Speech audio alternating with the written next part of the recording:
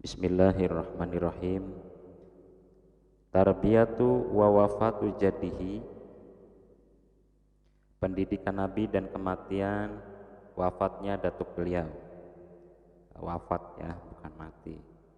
Tarbiyatuhu wa wafatu jadihi, pendidikannya Kanjeng Nabi lan wafate datuke atau bapak gedene Kanjeng Nabi. Weruh ya, bapak gede iku kudu berarti bapak gede iku sing bapak niku gede dudu. Jadi sing diaranakan bapak gede iku kita punya ayah, ayahnya punya ayah, itu namanya bapak gede.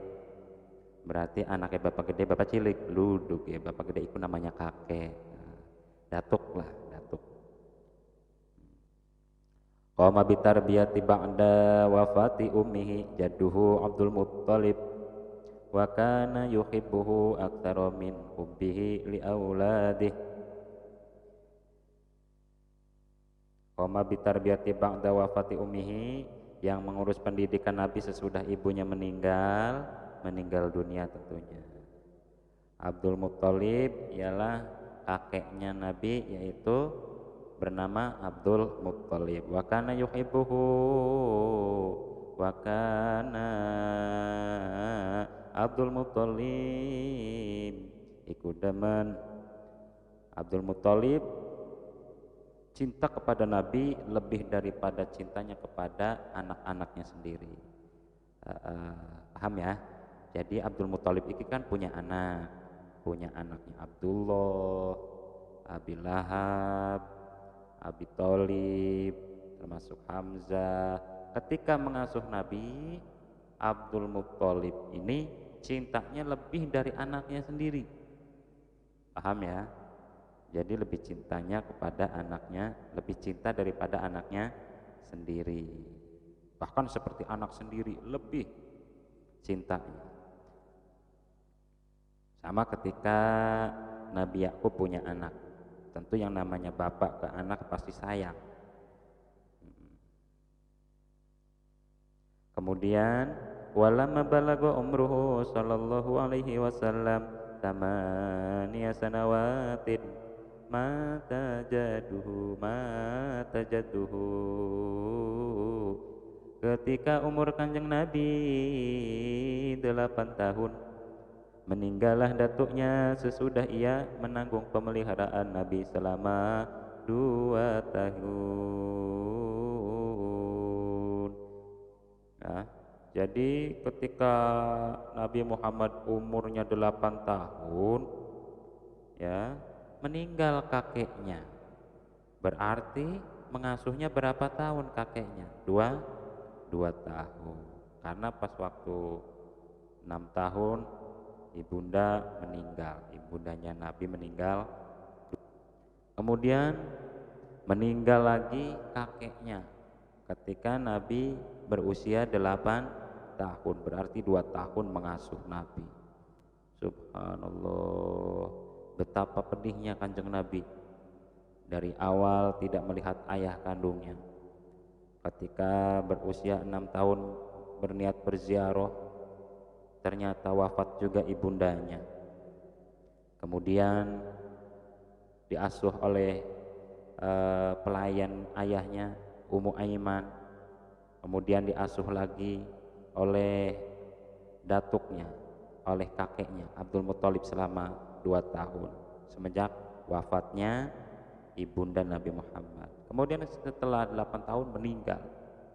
Tentu itu pedihnya pedih luar biasa. Itu Nabi membuat gambaran itu dari Allah Subhanahu wa taala bahwasanya Nabi itu dikasih ujiannya luar biasa. Wa ba'da wafati jadihi kafalahu ammuhu Abu Thalib wa kana faqiran wa wasa'allahu rizqahu. Sesudah datuk Nabi meninggal dunia, pemeliharaan terhadap Nabi ditanggung oleh pamannya. Siapa paman Nabi? Yang bernama Abu Thalib. Abu Thalib itu siapa? Abu Thalib itu bapaknya Sayyidina Ali. Sayyidina Ali punya bapak namanya Abu Thalib. Abu Thalib punya saudara namanya Abdullah, Abu Lahab, Hamzah. Nah, dari saudara-saudara tersebut mempunyai bapak yang bernama Abdul Muthalib. Sekarang diasuh oleh Abu Thalib. Abu Thalib wa kana sallallahu alaihi wasallam belum wa kana faqiran fawassa'allahu rizqahu. Abu Thalib iki orang yang miskin, lalu Allah luaskan rezekinya. Jadi jangan kaget kalau ada orang tiba dari miskin tiba-tiba menjadi orang yang luas rezekinya. Itu orang yang diberkahi oleh Allah Subhanahu wa taala. Makanya siapa yang mengurus anak yatim, insya Allah rezekinya diluaskan.